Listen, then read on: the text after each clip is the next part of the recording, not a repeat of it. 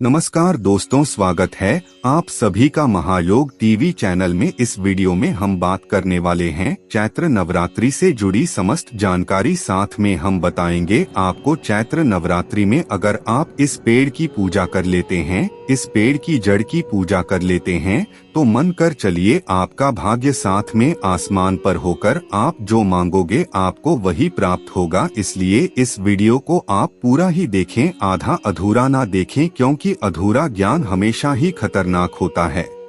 इसलिए वीडियो को आप पूरा ही देखें। हम आपको इस वीडियो में विशेष रूप से बहुत चमत्कारी एवं महाचमत्कारिक उपाय वीडियो के माध्यम से आप सभी के लिए बताने वाले हैं। चलिए जान लेते हैं विस्तार से। सभी चीजों को मान्यता है कि चैत्र नवरात्रि में मन में किसी इच्छा को रखकर श्रद्धा, विश्वास, समर्पण से पूजा उपाय किए जाएं तो मनोकामना पूरी होती है। जाने चैत्र नवरात्रि में धन, आर्थिक समृद्धि, शत्रु से छुटकारा पाने, रोग निवारण और वास्तुदोष दूर करने के लिए कौन से कार्य किए जा सकते हैं। चैत्र नवरात्रि 9 अप्रैल से शुरू हो रही है और 17 अप्रैल का समाप्त होगी। यह देवी दुर्गा के 9 रूपों को समर्पित है। चैत्र नवरात्रि को मन में एक विशिष्ट इच्छा के साथ पूजा करने और नियमित साधना करने का एक अनुकूल समय है। लोगों के जीवन में आने वाली विशेष समस्याओं के निवारण के लिए काम्य पूजा की जाती है। मनोकामना पूर्ति के लिए चैत्र नवरात्रि में कौन से उपाय कर सकते हैं, यहाँ जाने। आर्थिक समृद्धि, सकारात्मकता के लिए उपाय। नवरात्रि के पूरे 9 दिन लौंग कपूर से आरती करने से रातों रात आपकी आर्थिक स्थिति में सुधार हो सकता है। इससे घर में सकारात्मक ऊर्जा फैलती है। पूरे 9 दिन सिंदूर का चढ़ावा अवश्य ही चढ़ाना चाहिए, ताकि इससे आपके धन का विस्तार होता है। आप अपनी राशि के अनुसार सिंदूर से दुर्गा स्वरूप की पूजा कर सकते हैं। यह समृद्धि पैदा करता है। नवरात्रि के दौरान शुक्रवार को महालक्ष्मी को चावल की खीर का भोग लगाने से समृद्धि आती है। माता की पूजा के दौरान 5 गुड़हल के फूल चढ़ाएं और उन्हें अपने पर्स में रखने से आपकी आर्थिक स्थिति हमेशा अच्छी बनी रहेगी। लाल रंग के फूल देवी माँ के प्रिय फूल हैं। ज्योतिष मान्यता के अनुसार चुनेरी के साथ उन्हें चढ़ाने से निश्चित रूप से समृद्धि आती है। आप उन्हें अपनी अलमारी या कैश बॉक्स में भी रख सकते हैं, जहां आप अपना कीमती सामान और पैसा रखते हैं। 9 दिनों की नवरात्रि पूजा में हवन का सर्वाधिक महत्व है। यदि आप नवमी तिथि पर आम की लकड़ी से हवन करते हैं तो इस शुभ दिन पर जली हुई आम की लकड़ी से निकलने वाला धुआं नकारात्मक आत्माओं को दूर भगाता है और समृद्धि की ओर ले जाता है। धन प्राप्ति के उपाय। घर में हमेशा कुछ कौड़ियां रखें, यह धन का प्रतीक है। कौड़ी को असल में आपके पूजा मंदिर की अलमारी में रखा जाना चाहिए। जब आप नवरात्रि के दौरान कलश स्थापना करते हैं तो 7 कौड़ियां लें और उन्हें देवी की मूर्ति के पीछे की ओर रखें। इन पर सिंदूर लगाएं। जिस दिन नवरात्रि का समापन हो उस दिन कौड़ियों को जहां से आपने मूर्ति के पीछे रखा था वहां से उतारकर पीले कपड़े में बांध दें। उन्हें वहां रखें जहां आप अपना कीमती सामान रखते हैं। इस प्रक्रिया को करने से आपका लंबित भुगतान भी आपको वापस मिल सकता है।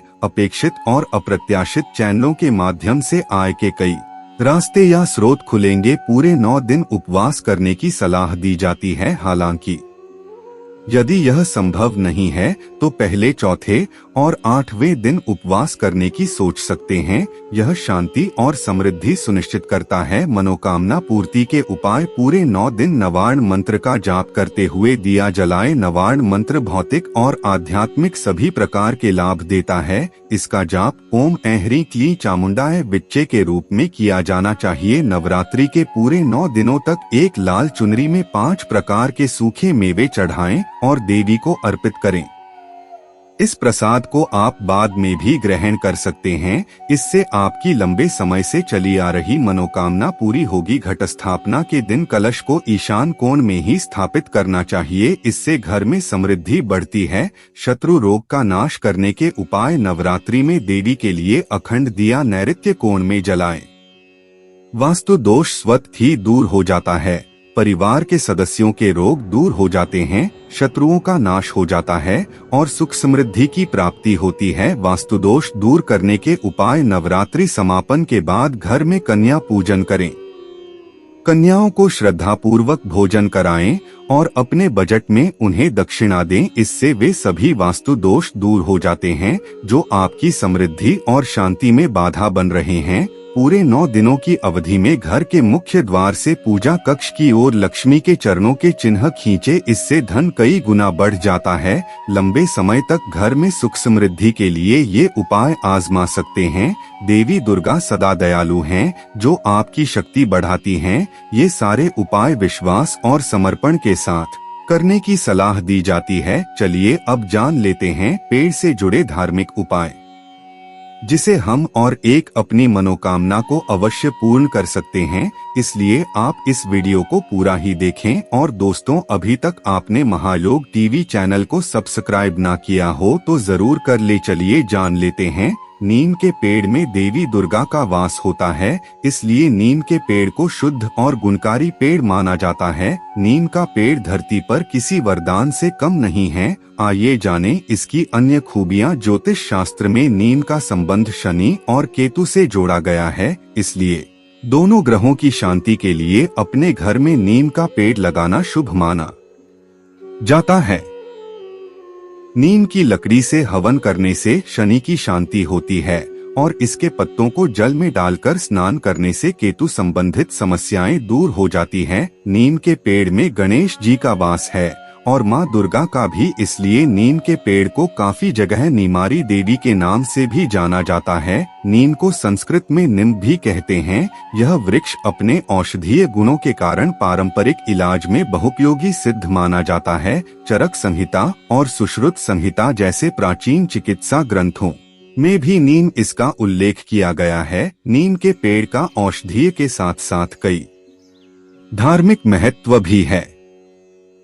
नीम की पत्तियों के धुएं से बुरी और प्रेत आत्माओं से बचाव होता है। नीम के पत्तों को जलाने से मच्छर भी भगाते हैं। आयुर्वेद की दुनिया में नीम लोकप्रिय और महत्वपूर्ण औषधीय जड़ी बूटी है। इसकी न केवल पत्तियां बल्कि पेड़ के बीज, जड़ों और छाल में भी औषधीय गुण पाए जाते हैं। नीम सेहत और सौंदर्य दोनों के लिए ही गुणकारी माना जाता है। नीम के पत्तों में एंटीबैक्टीरियल गुण होते हैं। यही वजह है कि यह संक्रमण, जलन और त्वचा की किसी भी तरह की समस्याओं से निजात दिलाता है। नीम में विटामिन और फैटी एसिड त्वचा की लोच में सुधार करते हैं और झुर्रियों और महीन रेखाओं को आसानी से कम करने में मदद करता है। सनातन धर्म व वास्तुशास्त्र में पेड़ व पौधों को अधिक महत्व दिया गया, जिसका कारण धार्मिक भी है और वैज्ञानिक भी है। एक तरफ जहां धार्मिक शास्त्रों में इनका अलग महत्व बताया गया है, तो वहीं दूसरी वास्तुशास्त्र और वैज्ञानिक में इसके कई फायदे बताए गए हैं। आज इस आर्टिकल में हम आपको पेड़ पौधों से जुड़े खास उपाय।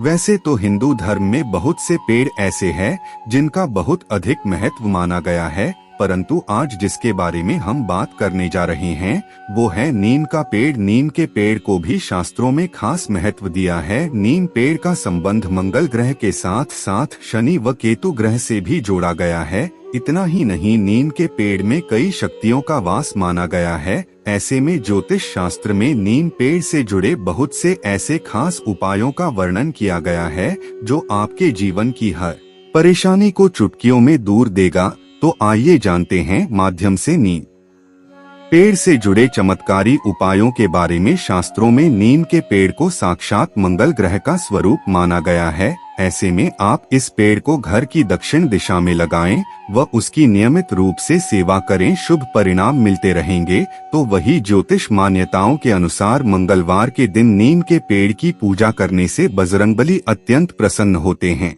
कहते हैं कि हनुमान जी जिस पर अपनी कृपा बरसाते हैं उसके सभी संकट अपने आप टल जाते हैं। ऐसे में मंगलवार के दिन नीम के पेड़ की पूजा के साथ साथ शाम को इस पर जल चढ़ाएं और चमेली के तेल का दीपक प्रज्वलित करें। ऐसे कम से कम 11 मंगलवार तक लगातार करने से संकट हरने वाले हनुमान जी की कृपा प्राप्त होती है। इसके अलावा अगर घर के आसपास कहीं नीम का पेड़ लगा है या घर में नीम का पेड़ हो तो रोजाना हनुमान जी का ध्यान करते हुए जल अर्पित करें। मान्यता है कि जो भी व्यक्ति नियमित रूप से नीम की पेड़ की पूजा करता है उसके जीवन में कभी भी अमंगल नहीं होता, साथ ही साथ कुंडली में मौजूद तमाम मंगल दोष दूर होते हैं। इसके अलावा ज्योतिष शास्त्रों के अनुसार नीम पेड़ का संबंध शनि व केतु ग्रह से भी है। ऐसे में इन दोनों की ग्रहों के अशुभ प्रभाव को खत्म करने के लिए नीम के पेड़ का इस्तेमाल किया जाता है। अगर आपकी कुंडली में शनि व केतु अशुभ प्रभाव दे रहे हैं